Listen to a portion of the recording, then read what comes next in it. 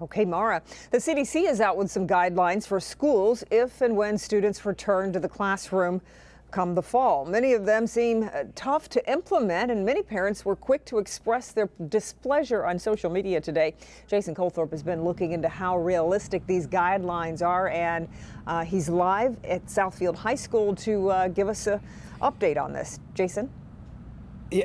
Kim, the reason there was so much outrage on the social media circuit today was because it wasn't quite correct. What was circulating wasn't ripped from the CDC directly, and it was meant, frankly, to spark outrage and anger amongst parents and teachers.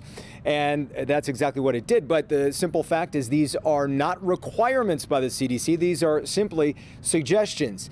Now, that said, many don't think that this is quite realistic simply because they don't think kindergartners are going to be able to wear face coverings all day long. The CDC has some safety precautions it wants schools to consider when reopening to students in the fall. Among them are face coverings for all students, kindergarten and up.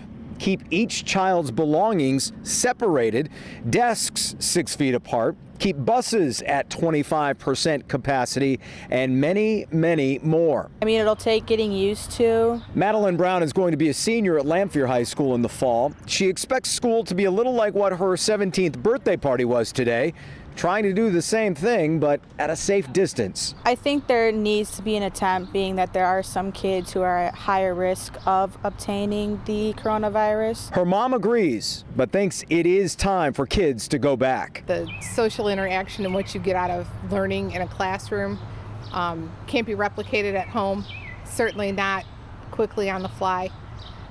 So I think it's time for them to get back to doing what they're used to doing. I think we're going to need more educators, not less. The head of the Michigan Education Association, Paula Herbart, expects to see COVID guidelines in schools, but says there simply isn't enough space or staff or possibly even buses to implement the CDC's suggestions. Can't assume that they're just going to come back. They're going to know to wash their hands. They're going to know to wear their masks. They're going to know to physically separate. But educators are going to first have to teach them how to follow CDC guidelines, and then they'll be able to get down to the teaching and learning part.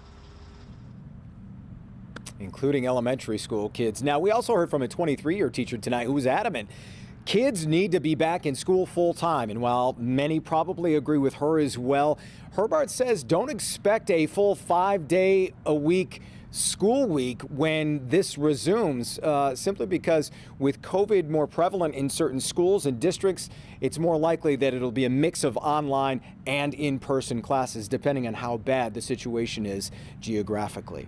In Southfield tonight, Jason Colthorpe, Local 4.